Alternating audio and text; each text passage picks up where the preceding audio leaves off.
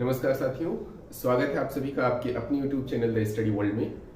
जैसा कि हमने आपसे कमिटमेंट लिया है कि मैं एक पूरी सीरीज इकोनॉमिक सब्जेक्ट के ऊपर करूंगा और आज उसी के क्रम में हम अपने तीसरे लेक्चर के साथ आपके साथ साझा कर रहे हैं। ये जो तीसरा लेक्चर है ये एक्चुअली लॉ स्टूडेंट्स के लिए बहुत इंपॉर्टेंट है। उसका रीजन ये है कि आमतौर पर जो बीए के स्टूडेंट्स होते हैं, जो ग्रेजुएशन में इकोनॉमिक्स पढ़ते हैं, उन्हें relation between economics and law इस टॉपिक को नहीं पढ़ना होता है। ये एक्सक्लूसिव टॉपिक जो है वो लॉ स्टूडेंट्स पढ़ते हैं, यानी जो एलएलबी ऑनर्स कर रहे हैं या बीए एलएलबी कर रहे हैं। तो उन विद्यार्थियों के लिए जो एलएलबी ऑनर्स कर रहे हैं उनके लिए ये टॉपिक बहुत इंपॉर्टेंट है। इसमें हम आज देखेंगे कि कौन कौन से वो ग्राउंड्स हैं जिनसे लॉ और इकोनॉमिक्स को हम रिलेट करके समझ सकते हैं। देखिए, जैसा कि मैंने आपको बताया था कि जब बात डेफिनेशन की जा रही थी, नेचर एंड स्कोप की जा रही थी, तो इकोनॉमिक्स को अल्टीमेटली हम लोगों ने एक सोशल साइंस डिक्लेयर किया हुआ था। यानी कि ये प्योर साइंस का फॉर्म नहीं है, जैसे कि फिजिक्स, केमिस्ट्री, बायो है, वैसा फॉर्म नहीं है। ये सोशल साइंस का फॉर्म है। जैसे बाकी ह्यूमैनिटीज के सब्जेक्ट्स हैं वैसे ही एक ये ह्यूमैनिटीज का सब्जेक्ट है, इसीलिए इसे हम एक सोशल साइंस का सब्जेक्ट कहते हैं। अब जब बात आएगी सोशल साइंस की, तो इसका मतलब ये हुआ कि कहीं ना कहीं जो रूट है as a matter of nature of subject वो इसकी सोशल साइंस हो जाएगी। तो अगर हम लोग रूट की बात करें, जैसा मैंने आपको बताया, रूट दोनों की क्या है? Social science. दोनों की रूट जो है वो सोशल साइंस है। अब जब दोनों की रूट सोशल साइंस हो जाएगी तो इसका मतलब ये हुआ कि ये जो सब्जेक्ट है इसके बेसिक यानी इसके केंद्र में, इसके सेंटर में ह्यूमन बीइंग डायरेक्टली इन्वॉल्व होने वाला है। यानी कि दोनों विषयों के जो कॉमन ग्राउंड्स होंगे उसमें ह्यूमन बीइंग का कंसर्न 100% इंक्लूडेड होगा। अब आइए देखते हैं कि कौन कौन से ग्राउंड हैं जिनके जरिए हम इकोनॉमिक्स और लॉ के रिलेशन को समझ सकते हैं। देखिए, मैंने आपके लिए ये पूरा एक चित्र या फ्लो चार्ट आपके सामने बना दिया है। एक बार इसको जरा देख लीजिए। इस फ्लो चार्ट के सहारे हम बड़े आसानी से समझ सकते हैं कि इकोनॉमिक्स का और लॉ का रिलेशन क्या है। देखिए, मैंने ग्राउंड्स में करीब 5 ग्राउंड्स आपके लिए क्लियर किया है। इन 5 ग्राउंड्स के सहारे हम बड़े आराम से रिलेशनशिप को समझ सकते हैं, जिसमें पहला ग्राउंड है economic development and law, second ground है economic welfare and law, third ground है economic inequalities and law, fourth ground है consumer protection and law, and fifth ground है टेक्नोलॉजिकल डेवलपमेंट एंड लॉ। ये जितने ग्राउंड्स हैं, इन्हीं grounds में हम ये समझेंगे कि कैसे लॉ, इकोनॉमिक्स दोनों साथ मिलकर के जो ये ग्राउंड्स हैं इनको अचीव करते हैं। अब जैसे पहली चीज आई इकोनॉमिक डेवलपमेंट। अब economic development as a matter of subject अगर हम देखें तो ये इकोनॉमिक्स का पार्ट है, लेकिन इकोनॉमिक डेवलपमेंट को इंश्योर करने के लिए जो इकोनॉमिक एक्टिविटीज हैं और जो इकोनॉमिक एक्टिविटीज को रेगुलेट करने वाले लॉज हैं वो एक साथ काम करते हैं, तब जाकर के इकोनॉमिक डेवलपमेंट को सुनिश्चित किया जा सकता है। तो जैसा कि आप देख रहे हैं कि इकोनॉमिक डेवलपमेंट एंड लॉ में मैंने 2 पॉइंट को रिमार्क किया हुआ है। First is economic planning and second is economic policies. अब जब बात इकोनॉमिक पॉलिसीज की आती है तो आपको याद आएगा कि जो हमारे देश में हमारी जो economic journey after independence start हुई वो 5 ईयर प्लानिंग के थ्रू हुई। एक प्लानिंग कमीशन नाम की संस्था हुआ करती थी जिसे एक्स्ट्रा कॉन्स्टिट्यूशनल बॉडी कहा जाता है, और वो हमारे देश में जो प्लानिंग होती थी या 5 ईयर प्लान होता था उसको फॉर्म करने का काम करती थी। इस 5 ईयर प्लानिंग को फॉर्म करने में एक और बड़ी इंपॉर्टेंट ऑर्गेनाइजेशन होती थी जो इंपॉर्टेंट भूमिका निभाती थी, इनफैक्ट आज भी है वो, उसका नाम होता था एनडीसी, नेशनल डेवलपमेंट काउंसिल। तो प्लानिंग कमीशन और एनडीसी मिल करके हमारे देश का जो है वो 5 ईयर का प्लान फाइनल आउट करते थे। अब जाहिर बात है कि जो इकोनॉमिक प्लानिंग है उसमें जितने भी मेजर सेट किए जाते हैं, जितने भी चीजों को हम उस इकोनॉमिक प्लानिंग के अंदर रखते हैं, उनको सुनिश्चित करने के लिए जो जरूरी लॉज होते हैं वो भी बनाए जाते हैं। अगर अवेलेबल है पहले से तो उन्हें जरूरत है तो अमेंड किया जाता है, अगर उसमें कुछ चीजें जोड़ने की जरूरत है तो जोड़ा जाता है। यानी इकोनॉमिक डेवलपमेंट को सुनिश्चित करने के लिए इकोनॉमिक पॉलिसी और इकोनॉमिक लॉज दोनों एक साथ काम करते हैं, तब इकोनॉमिक जो डेवलपमेंट है हम उसे इंश्योर करते हैं। इसी तरीके से अगली चीज जो मैंने लिख रखा है इकोनॉमिक पॉलिसीज, कैसे हमारी एजुकेशन पॉलिसी होगी, कैसे हमारी टैक्स पॉलिसी होगी, कैसे हमारी इन्वेस्टमेंट पॉलिसी होगी, इनको हम as a matter of reform, as a matter of innovations, as a matter of new economic policy, new industrial policy, इसको हम स्टैब्लिश करते हैं। और इसका भी अल्टीमेट जो अचीवमेंट है या अल्टीमेट जो गोल है वो इकोनॉमिक डेवलपमेंट को इंश्योर करना है। अब यहीं पर थोड़ी सी बात मैं भी कर दूं कि इकोनॉमिक डेवलपमेंट होता क्या है। तो इकोनॉमिक डेवलपमेंट का मतलब ये हुआ कि इकोनॉमिक एक्टिविटीज में, जो कि इंडिया के अंदर अगर आप देखें तो अब हम चूंकि दुनिया की लार्जेस्ट इकोनॉमी में शुमार होते हैं, दुनिया की टॉप 5 इकोनॉमीज में हमारा नाम आता है, तो इंडिया जैसी इकोनॉमी में बहुत सारी एक्टिविटीज होती हैं। तो इकोनॉमिक डेवलपमेंट के लिए अगर हम एक लाइन में बात करने की कोशिश करें तो जितनी भी आर्थिक क्रियाएं हैं, जितने भी आर्थिक क्रियाकलाप है, इकोनॉमिक एक्टिविटीज हैं, जब उनमें पॉजिटिव, उनके सारे एस्पेक्ट में पॉजिटिव चेंज होता है तो हम उसे इकोनॉमिक डेवलपमेंट कहते हैं। फॉर एग्जांपल कि अगर हमारा एजुकेशन अच्छा हो रहा है, हमारा साथ ही में ट्रेड अच्छा हो रहा है, हमारा इंफ्रास्ट्रक्चर अच्छा हो रहा है, तो ये सब मिला करके ये कहा जाएगा कि इंडिया डेवलप कर रहा है। यानी सिंपल भाषा में कहें तो अर्थव्यवस्था के सारे कंपोनेंट्स में पॉजिटिव चेंज को हम कलेक्टिवली डेवलपमेंट का नाम देते हैं। तो इस तरीके से इकोनॉमिक डेवलपमेंट को इंश्योर करने के लिए इकोनॉमिक पॉलिसीज, इकोनॉमिक जो आपकी प्लानिंग है, उनके साथ साथ इकोनॉमिक के जो रिलेटेड लॉज हैं ये मिल करके काम करते हैं। तो इस तरीके से पहला ग्राउंड ये हो गया। अब आइए सेकेंड ग्राउंड। सेकेंड ग्राउंड है economic welfare and law. Welfare की बात मैंने मार्शल की डेफिनेशन में की थी, जब हमने ये बताया था आपको कि इकोनॉमिक्स को मार्शल ये डिफाइन करता है कि उसका मेजर वर्क या प्राइमरी वर्क जो है वो इकोनॉमिक वेलफेयर है, स्पेशली मटेरियल वेलफेयर। तो यहां पर हमने वेलफेयर के ग्राउंड को लिया है कि कैसे वेलफेयर को इकोनॉमिक्स और लॉ मिलकर के इंश्योर करते हैं। सिंपल सी बात है, वेलफेयर का मतलब ये हुआ कि वो सारी एक्टिविटीज, वो सारे इनोवेशंस, वो सारे नवाचार, वो सारी क्रियाएं जिनसे ह्यूमन बीइंग की लाइफ जो है वो इजी हो सके, वो सुविधाजनक हो सके, वो आसान हो सके। तो देखिए इसमें क्या किया गया है, मैंने कुछ इसमें जो इकोनॉमिक वेलफेयर से रिलेटेड एस्पेक्ट्स हैं उनको कोट किया हुआ है, जो कि लॉ से भी रिलेटेड है और अल्टीमेटली इकोनॉमिक वेलफेयर को इंश्योर करते हैं।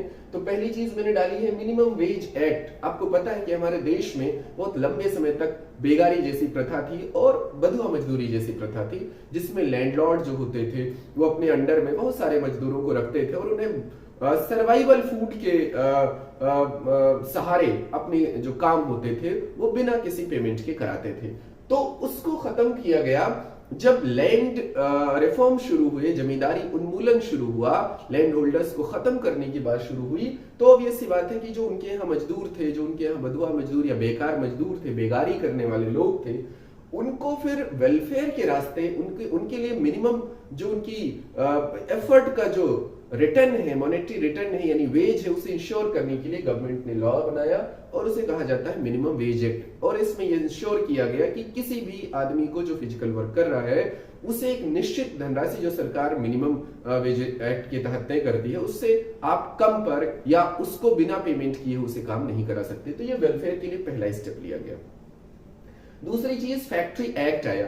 फैक्ट्री एक्ट में ये कहा गया कि जो भी वर्कर्स काम करेंगे उनके लिए जो जरूरी सुविधाएं हैं, जो वहां पर टॉयलेट की, पानी की सुविधाएं हैं, इन्हें वो जो इंडस्ट्रियलिस्ट है वो वहां इंश्योर करेगा। साथ ही साथ ऐसी ह्यूमन कंडीशन वहां दी जाएगी, मानवीय दशाएं दी जाएंगी कि काम करना आसान रह सके। इसके अलावा वर्क आवर यानी कि काम के घंटे को सुनिश्चित किया जाएगा और भी बहुत सारी सपोर्ट सर्विसेज को इंश्योर करने की बात फैक्ट्री एक्ट में की गई। यहाँ मैंने और कुछ चीजें लिख रखी हैं जो वेलफेयर को इंश्योर करती हैं, जैसे पेंशन स्कीम है।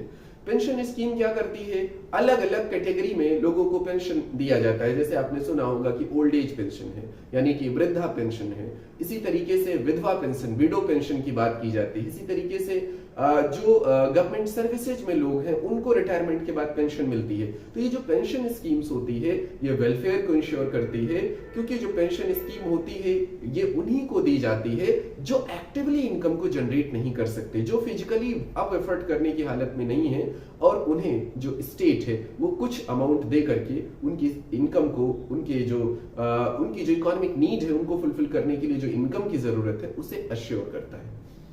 इसके बाद हमने यहाँ पर प्रोविडेंट फंड की बात की है। जो आप जानते हैं कि जो लोग गवर्नमेंट सर्विसेज में होते हैं उनके जो सैलरी है उनसे एक निश्चित अमाउंट जो है वो अक्यूमुलेट होता है, गवर्नमेंट के द्वारा उसे लिया जाता है, और फिर वो इंटरेस्ट के साथ जब जरूरत पड़े तो भी सैलरी होल्डर्स जो होता है वो निकाल सकता है, और आफ्टर रिटायरमेंट वो इंटरेस्ट के साथ उसको डिलीवर कर दिया जाता है, उसको रिटर्न कर दिया जाता है। तो ये इकोनॉमिक्स की जो पॉइंट्स हैं, ये सारे के सारे जो एक्ट्स हैं वो इकोनॉमिक वेलफेयर को इंश्योर करने वाले पॉइंट्स हैं। तो इन्हें आप नोट कर लीजिए और इस हेडिंग के तहत इस पॉइंट को आपको डालना है। अब आइए अगली चीज है इकोनॉमिक इनइक्वालिटीज एंड लॉ। बहुत बड़ी प्रॉब्लम है हमारे देश में, इकोनॉमिक इनइक्वालिटीज की प्रॉब्लम इतनी ज्यादा है कि उसको लेकर के अभी भी, यानी कि आजादी के, आज आपको पता ही है कि हम लोग इस साल आजादी का 75वां वर्ष मना रहे हैं, अमृत महोत्सव चल रहा है, तब भी इकोनॉमिक इनइक्वालिटीज से हम बहुत ज्यादा ओवरकम नहीं कर पाए हैं, बहुत ज्यादा उसको खत्म नहीं कर पाए हैं। तो इकोनॉमिक इनइक्वालिटीज को कम करने के लिए ये देखिए 3-4 चीजें मैंने मेंशन की हैं कि कैसे लॉ और इकोनॉमिक साथ में मिलकर काम करते हैं। तो पहली चीज है फिस्कल मेजर्स।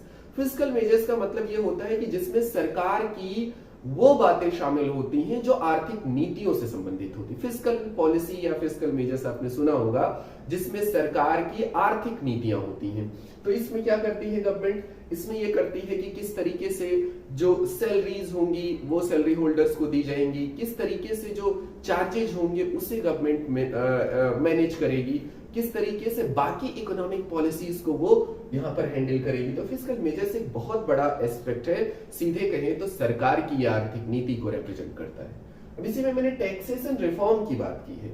बहुत जरूरी चीज है कि अगर टैक्सेशन की जो हमारे यहाँ प्रणाली है, यानी टैक्स की जो सिस्टम है, अगर उसे रिफॉर्म नहीं किया जाएगा तो ये दिक्कत आएगी कि कभी अगर टैक्स की जो इरेशनैलिटी है, अतार्किकता है, वो चेक नहीं की गई तो ऐसे लोगों से ज्यादा धन वसूला जाएगा जिनके पास जो अर्निंग है वो कम है, और ऐसे लोगों को इसका लाभ मिल जाएगा वो जो ज्यादा रिसोर्स से ज्यादा अर्निंग कर रहे हो और कम जो है टैक्स दे रहे हैं। तो टैक्स जो पॉलिसी है उसे रिफॉर्म किया जाए, उसको रेशनलाइज किया जाए, जिससे जो टैक्स है उसको इस तरीके से वसूला जाए कि जो लोग टैक्स देने की हालत में नहीं है या टैक्स को नहीं पे कर पाते हैं उनको वेलफेयर स्कीम्स के through economic aid, economic subsidies provide की जाए।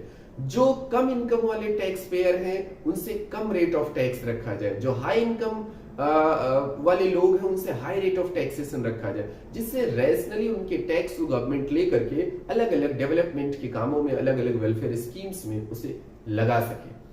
इसी तरीके से मैंने अगली चीज की है लैंड रिफॉर्म। लैंड रिफॉर्म एक बहुत इंपॉर्टेंट एस्पेक्ट है। आपको पता है कि हमारे देश में ड्यूरिंग ब्रिटिश पीरियड अलग अलग जो है एग्रीगेरियन पॉलिसी रही, एग्रीकल्चरल पॉलिसी रही, उसमें ये दिक्कत आई कि जिस तरीके से जो ब्रिटिश इकोनॉमी है वो हमारे देश से बेनिफिटेड हो सकती थी, उस तरीके से उन्होंने इकोनॉमिक जो पॉलिसी है और स्पेशली जो एग्रीकल्चरल पॉलिसी है उसे अपनाया। तो इसका नुकसान ये हुआ कि भारत में जो लैंड होल्डर्स हैं वो बहुत बड़े बड़े जमींदार, जमीन के मालिक हुए, बहुत बड़े बड़े एरिया ऑफ लैंड के मालिक हुए, और बहुत सारे ऐसे लोग रहे जो लैंडलेस रहे, जिनके पास भूमि नहीं रही, भूमिहीन कहा गया। तो गवर्नमेंट ने इसे रिफॉर्म शुरू किया 70s और 80s के डेकेड में। बहुत बड़े पैमाने पर हमारे देश में रिफॉर्म शुरू होता है, और उससे क्या किया गया कि जो बड़े बड़े लैंड होल्डर्स होते थे उनकी लैंड को रेशनलाइज किया गया और उनसे लैंड लेकर के लैंडलेस लोगों में डिस्ट्रीब्यूट कर दिया गया। तो अल्टीमेटली इसने भी इकोनॉमिक इनइक्वालिटी को कम किया, क्योंकि जिनके पास लैंड ज्यादा था वो बहुत ज्यादा पावरफुल थे, ज्यादा रिसोर्सेज रखते थे, और जो लैंडलेस लोग होते थे उनके पास बहुत कम क्या इनफैक्ट कोई रिसोर्स नहीं होता था। तो ये बहुत बड़ा इकोनॉमिक गैप होता था। तो लैंड रिफॉर्म के जरिए गवर्नमेंट ने उस इकोनॉमिक इनइक्वालिटी को कम किया। अब इस इकोनॉमिक इनइक्वालिटी को कम करने के लिए लॉज भी बनाए गए और साथ में इकोनॉमिक जो स्टेप्स हैं वो भी लिए गए। यहाँ मैंने ट्रेड रिफॉर्म की बात की है जो कि आपके यहाँ 90s के डेकेड में आया। बहुत सारी जो है ट्रेड रिफॉर्म्स हमारे देश में हुए जिससे कि जो इनकम है उसके फ्लो को और ज्यादा बेहतर बनाया जा सके और जहां भी इनकम नहीं पहुंच पाया है उन लोगों को भी इनकम की साथ जोड़ा जा सके और इनकम को उनके भी मैक्सिमाइज किया जा सके। तो trade reform, land reform, taxation और फिस्कल मेजर्स, ये 4 पॉइंट आप याद कर लीजिए जो इकोनॉमिक इनइक्वालिटीज और लॉ के ग्राउंड में आपको डील करना है और इनके थ्रू हमें ये प्रूव करना है कि इकोनॉमिक इनइक्वालिटीज को दूर करने के लिए लॉ और इकोनॉमिक्स एक साथ वर्क करते हैं और तब ये जाकर के गोल को अचीव कर पाते हैं। इसके बाद अगली चीज आती है वो है कंज्यूमर प्रोटेक्शन एंड लॉ। ये बहुत इंपॉर्टेंट एस्पेक्ट है। आपके देश में जब इकोनॉमिक एक्टिविटीज बढ़नी स्टार्ट हुई तो ये देखा गया कि बहुत सारे जो है कंज्यूमर्स के साथ जो कंपनियां होती थी, जो सेलर्स होते थे, वो जो कमिटमेंट करते थे वो उन्हें पूरा नहीं करते थे। तो ऐसे में अल्टीमेटली जो कंज्यूमर्स होते थे उन्हें बहुत नुकसान होता था। उन्हें जो क्वांटिटी और क्वालिटी ऑफ प्रोडक्ट का नुकसान होता था वो तो होता ही था, साथ साथ में उन्हें बहुत सारे इकोनॉमिक और भी डेफिसिट और भी नुकसान उनको झेलने पड़ते थे। तो इसके लिए गवर्नमेंट ने कंसर्न लिया और कंज्यूमर प्रोटेक्शन एंड लॉ जो मैंने ये बात इसके अंदर रखी हुई है, इसमें उन्होंने 2 चीजों को मैंने जो कोट किया है उसे किया, कंज्यूमर प्रोटेक्शन एक्ट बनाया गया। इसके तहत ही बहुत सारे कंज्यूमर कोर्ट खुले और देश में जो कंज्यूमर प्रोटेक्शन को लेकर के नॉर्म्स हैं, जो रूल्स हैं, वो जो है तय किए गए। इसी में ये द एसेंशियल कमोडिटी एक्ट की भी बात की जाएगी। आपको मैं इसके लिए एक उदाहरण देना चाहूंगा कि जब हमारे देश में कोरोना आया तो बहुत सारे स्टेट ऐसे थे, स्पेशली केरला को मैं कोट करना चाहूंगा, जहां पर एसेंशियल कमोडिटी एक्ट को बहुत ही सतर्कता के साथ, इफिशियंसी के साथ लागू किया गया। और वहां जो लोगों की, एसेंशियल कमोडिटी एक्ट का मतलब होता है कि जो आम लोगों की जरूरत के सामान हैं उनके जो उनके दाम है, जो उनके मूल्य हैं, उनको सरकार इस तरीके से स्टेबलाइज्ड करे कि वो बेतहाशा वृद्धि ना हो सके उसमें और अपनी मनमानी से मंडियों में वृद्धि ना हो सके, अपनी मनमानी से जो वहां पर मार्केट के लोग हैं, जो मार्केट की फोर्सेज हैं, वो उससे ज्यादा बढ़ा ना सके। तो एसेंशियल कमोडिटी एक्ट में सिंपल सी बात ये की गई कि जो लोगों की मौलिक जरूरतों के सामान है उनकी जो सप्लाई है और जो उनकी प्राइस है उसे गवर्नमेंट ने रेशनलाइज किया और प्राइस को स्पेशली फिक्स किया कि इससे ज्यादा दाम आप नहीं वसूल सकते। जैसे उदाहरण के तौर पर अगर मान लीजिए हम पोटैटो की बात करें तो पोटैटो की अगर प्राइस को गवर्नमेंट ने फिक्स कर दिया कि आप 20 रुपी पर केजी से ज्यादा पोटैटो आप इस रेट से ज्यादा सेल नहीं कर सकते, तो कोई भी जो वहां पर सेलर होगा वो उससे ज्यादा सेल नहीं करेगा। इसका मतलब ये हुआ कि कंज्यूमर के लिए ये बहुत फेवरेबल चीज होगी कि ऐसा ना हो कि उसे अगले दिन 20 के बजाय 25 रुपीज में खरीदना पड़े, अगले दिन 35 के रूप में खरीदना पड़े। ऐसा नहीं होगा क्योंकि यहाँ पर गवर्नमेंट ने उस एक्ट के तहत प्राइस को स्टेबलाइज्ड कर दिया। तो ये जरूरी एस्पेक्ट है कि जो इसेंशियल नीड्स है वो लोगों की फुलफिल होती रहे और लोगों को इसेंशियल नीड के लिए किसी तरीके की इकोनॉमिक जो पनिशमेंट है उसका सामना ना करना पड़े। इसके बाद आप देखिए टेक्नोलॉजिकल डेवलपमेंट एंड लॉ, इस एस्पेक्ट की बात आती है। टेक्नोलॉजिकल डेवलपमेंट एंड लॉ ये हमारे मॉडर्न जो हमारी इकोनॉमी है उसका कॉन्सेप्ट है। दुनिया भर में ये कॉन्सेप्ट अब काफी पॉपुलर हो चुका है क्योंकि टेक्नोलॉजी जो है वो डे बाय डे जो हमारी इकोनॉमी है, इकोनॉमी के बहुत सारे सेक्टर्स के साथ साथ पूरी जो कंट्री की एक्टिविटीज है उसमें बड़ा पार्ट प्ले कर रही है। तो इसमें इकोनॉमिक एक्टिविटीज में भी बहुत सारी चीजें हैं। अब देखिए इसमें कई सारी चीजें लिखी हुई हैं जो बहुत टेक्निकल वर्ड हैं, लॉ के स्टूडेंट्स आगे चल के इसे पढ़ेंगे, लेकिन यहाँ पर मैं थोड़ी बात आपको बता दे रहा हूँ। जैसे आईपीआर है, इसे कहते हैं इंटेलेक्चुअल प्रॉपर्टी राइट। आईपीआर में क्या होता है, इसमें जो भी आप कोई मेंटल वर्क करते हैं, जो आप मानसिक जो भी आपने काम किया हुआ होता है उसको लेकर के प्रोटेक्शन जो है वो दिया जाता है बाय लॉ। तो आईपीआर होता है, इंटेलेक्चुअल प्रॉपर्टी राइट होता है। इसी तरीके से पेटेंट कराना, आपने सुना होगा कि कोई चीज आप जो मौलिक वर्क करते हैं, मौलिक क्रिएटिव वर्क करते हैं, उसे आप अपने नाम से पेटेंट करा सकते हो और वो आपके बिना परमिशन की कोई दूसरा उस फॉर्म में इस्तेमाल नहीं कर सकता। तो पेटेंट किया गया। इसी तरीके से रॉयल्टीज की व्यवस्था की गई। रॉयल्टीज का बड़ा एस्पेक्ट है कि जो वर्क हुआ है उसमें जो जो लोगों ने कंट्रीब्यूट किया है उन सबको उस वर्क का जो बेनिफिट है वो मिलना चाहिए। तो रॉयल्टीज की बात इसमें की गई। इसी तरीके से यहाँ लास्ट में मैंने लिखा है कॉपीराइट। कॉपीराइट एक्ट ने क्या किया कि जो आपने काम किया हुआ है इंटेलेक्चुअल वर्क स्पेशली, जैसे कोई आपने किताब लिखी हुई है तो उस किताब के किसी भी पोर्शन को या पूरी किताब को बिना आपकी परमिशन के कोई और पब्लिशर ना तो छाप सकता है, ना कोई भी और ऑथर उसको एज इट इज बोरो कर सकता है। तो इस तरीके से ये सारी चीजें करके क्या किया गया कि जो इंटेलेक्चुअल वर्क हुए हमारे देश में, क्योंकि जब आपकी डेवलपमेंट की बात आती है तो केवल मटेरियल डेवलपमेंट की बात नहीं आती है, इमटेरियल डेवलपमेंट की भी बात आती है, जिसमें ये सारी चीजें आती हैं।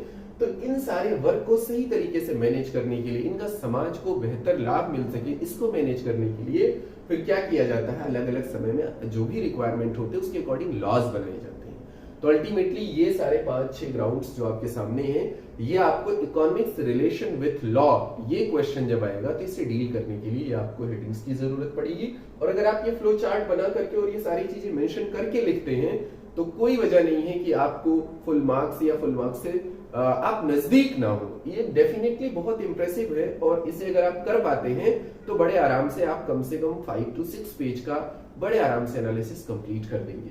अब आती है बात, जैसा मैंने बताया कि क्वेश्चन भी हमें यहां देखना है, तो सिंपल सा क्वेश्चन आता है ये लॉन्ग आंसर राइटिंग में कि discuss the relationship between economics and law. तो सिंपल सी बात है कि आप इसको लिखने के फॉर्मेट में पहले आप बताएंगे व्हाट इज इकोनॉमिक्स, तो एक पैराग्राफ में आप इकोनॉमिक्स बता देंगे, फिर बताएंगे व्हाट इज लॉ, तो एक पैराग्राफ में आप लॉ बता देंगे। इसके बाद आप हेडिंग डालेंगे relation between economics and law. अगर इसके बाद आप इस चार्ट को बना देते हैं और इस चार्ट की ये ग्राउंड हेडिंग डाल करके और कंप्लीटली एनालाइज कर देते हैं तो बहुत अच्छे नंबर आपको आने वाले हैं। तो इस तरीके से इसका फायदा उठाइए, इसको आप नोट्स बना लीजिए और जब एग्जाम आएगा तो रिवाइज करके बिल्कुल प्रिपेयर करके जाइए, आपको बहुत फायदा होने वाला है। अब इस लेक्चर को यहीं वाइंड अप करेंगे, मिलेंगे अगले लेक्चर में। अब तक अगर आपने चैनल को सब्सक्राइब नहीं किया है तो इसे सब्सक्राइब करें, अपने फ्रेंड्स के साथ शेयर करें, उन्हें भी इस चैनल से जो भी बेनिफिट हो सकता है उनको भी इस चैनल का बेनिफिट आप लोग दिलाएं। बस आज के लिए इतना ही, बने रहिए हमारे साथ। Thank you very much.